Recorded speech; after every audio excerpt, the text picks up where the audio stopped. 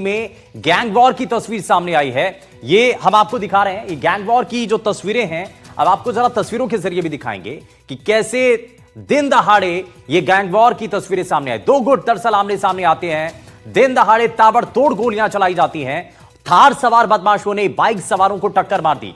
Car सवार बदमाशों ने गाड़ी चढ़ाने की कोशिश तक की है। कार सवार बदमाशों ने इस दौरान फायरिंग की। अब ये तस्वीरें जरा आपको दिखाते हैं, ये हैरान कर देने वाली तस्वीरें हैं। दिन दहाड़े की ये तस्वीरें हैं जब ये दो गुट आमने सामने आ जाते हैं। आप देखिए, कार आती है और एक बाइक सवार को रौंदते हुए वहां पर आकर के रुक जाती है।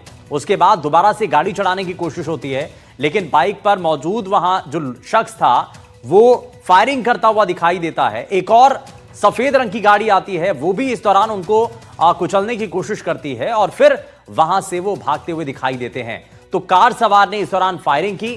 बांसूर में दिन दहाड़े फायरिंग का यह मामला सामने आया है और जिस तरीके से ये दो गुटों के बीच संघर्ष की तस्वीरें देखने को मिली हैं, उससे लोगों में बड़ा डर का माहौल बन गया है।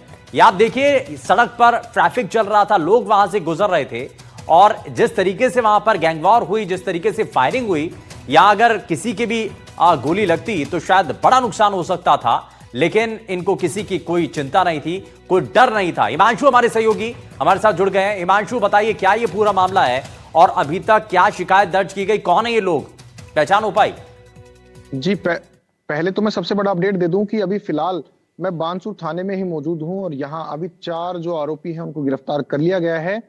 दो जो युवक हैं वो थार गाड़ी के अंदर मौजूद थे और 2 जो युवक हैं वो बाइक पर मौजूद थे जिन्होंने फायरिंग भी की है, लेकिन मुख्य आरोपी है वो अभी पकड़ से बाहर हैं और जो अभी उनकी तलाश है वो की जा रही है। लगातार नाकेबंदी कर रहे हैं और लगातार जो पुलिस टीम है वो उनको पकड़ने में लगी हुई है। आपको सबसे हैरान कर देने वाली बात इस पूरे मामले में ये रही कि जो पीड़ित बनकर जो आरोपी थे, जो खुद जिन्होंने फायरिंग की थी, वो पीड़ित बनकर हम मीडिया को बयान देते हैं और उसके बाद पुलिस हरकत में आती है जब सीसीटीवी फुटेज सामने आ जाता है। अगर सीसीटीवी फुटेज सामने नहीं आता तो कहीं ना कहीं जो आरोपी है वो बच निकलते, क्योंकि वो शुरू में पीड़ित बन गए थे और फायरिंग के जो मामला है उसके बाद से इलाके में भी दहशत का माहौल है। लेकिन पुलिस है वो लगातार कार्रवाइयां कर रही है। अभी फिलहाल 4 आरोपियों को गिरफ्तार कर लिया गया है और ये जो फायरिंग का पूरा मामला हुआ, ये आपसी रंजिश का मामला है, जिसके अंदर पहले भी इन दोनों जो गुट हैं उनमें पहले लड़ाई हुई थी और उसके बाद इनमें समझौता भी हो गया था, लेकिन एक बार दोबारा यहाँ लड़ाई हुई है और उसके बाद अब फायरिंग का जो मामला है वो सामने आया है। हालांकि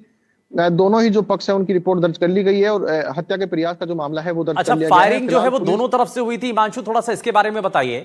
और इस सीसीटीवी फुटेज के अंदर दिखाई देता है एक सफेद रंग की शर्ट पहने हुए एक शख्स है जो कि कार के ऊपर फायरिंग करता हुआ दिखाई देता है। क्या एक तरफा फायरिंग हुई या दोनों तरफ से फायरिंग हुई थी?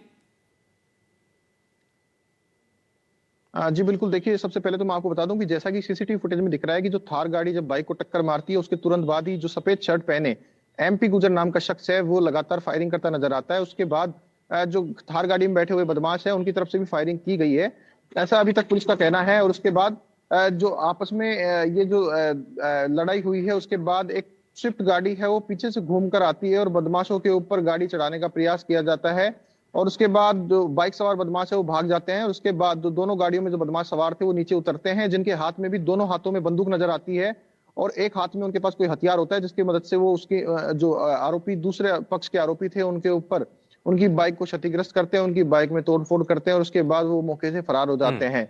लेकिन हैरान कर देने वाली बात, जब पुलिस मौके पर पहुंची उसके बाद में जो पीड़ित पक्ष बनकर जो आरोपी हैं वो वहां मौजूद थे, मीडिया को बाइट दी और उसके बाद में पूरा मामला है वो सामने आया। जब बाद में जाकर के पता चलता है कि जो पीड़ित बनकर के थाने में पहुंचे हैं शिकायत दर्ज करवाने के लिए, वहां पर वो फायरिंग करते हुए दिखाई देते हैं और ये बड़ा खुलासा होता है। हालांकि 4 लोगों को अभी तक पकड़ लिया पुलिस ने और अब उनसे पूछताछ की जाएगी। कुछ और जैसा कि बता रहे हैं हिमांशु के मुख्य आरोपी अभी भी पकड़ से बाहर है, उस तक पहुंचने की बहुत जल्द कोशिश की जा रही है। बहुत शुक्रिया हिमांशु इस पर जानकारी देने के लिए। लेकिन बांसूर में दिन दहाड़े फायरिंग के इस मामले ने डर का माहौल बना दिया।